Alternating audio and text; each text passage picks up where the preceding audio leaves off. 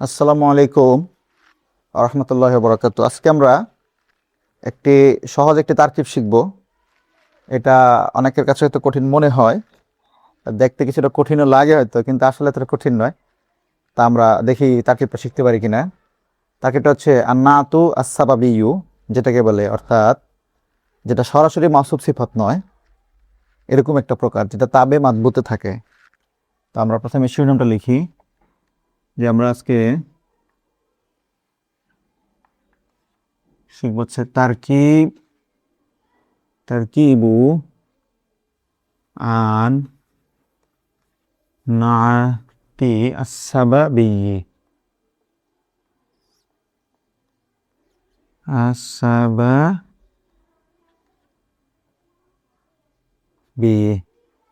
তো আমরা এইটার তারকিবটা আজকে শিখবো।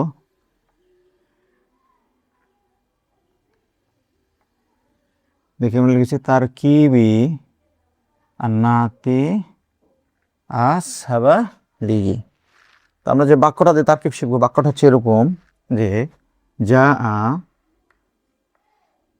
যা আ রজুলুন রজুলুন আলিমুন আলিমুন আ বু হু।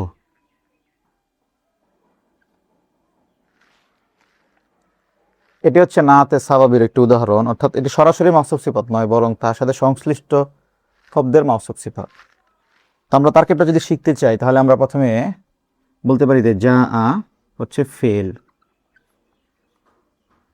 যা আ ফেল। এখানে রজুলুনটা হবে মাওসুফ, মাওসুফ।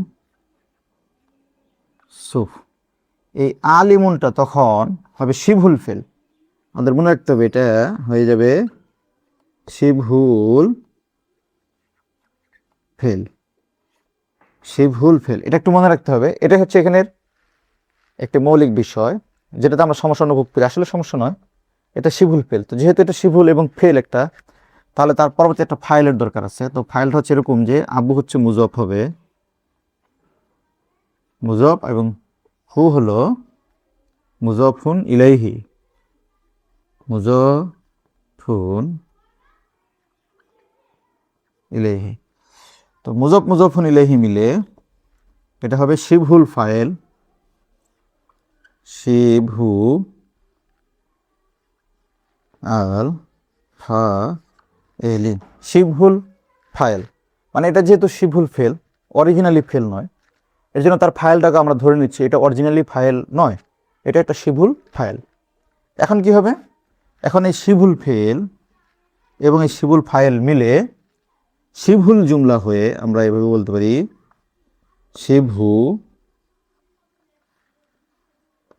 শিবহুল জুমলা হয়ে।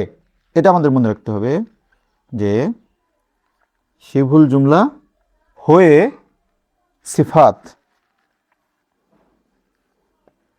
সিফাত এই জিনিসটা, তাহলে শিবহুল জুমলা হয়ে সিফাত। হ্যাঁ, তো আমাদেরকে এইবার একটু মনে রাখতে হবে যে পূর্বে ছিল মাওসুফ, এখানে ছিল মাওসুফ, আর এখান থেকে গেল সিফাত, এই দুইটা মিলে এখন হবে ফাইল, ফাইল। এটা হচ্ছে এখানে একটা মূল বিষয় যে এই পরবর্তী শব্দটি পুরোটাই সিফাত হয়েছে, কিন্তু ভিতরে একটু ব্যাখ্যা বিশ্লেষণ আছে। অতঃপর শেষ। এখন ফেল এবং ফাইল মিলে আল জুমলা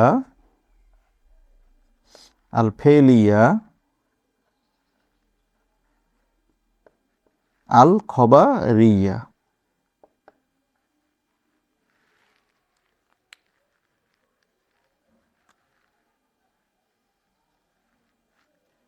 তাহলে এটা আলাদা।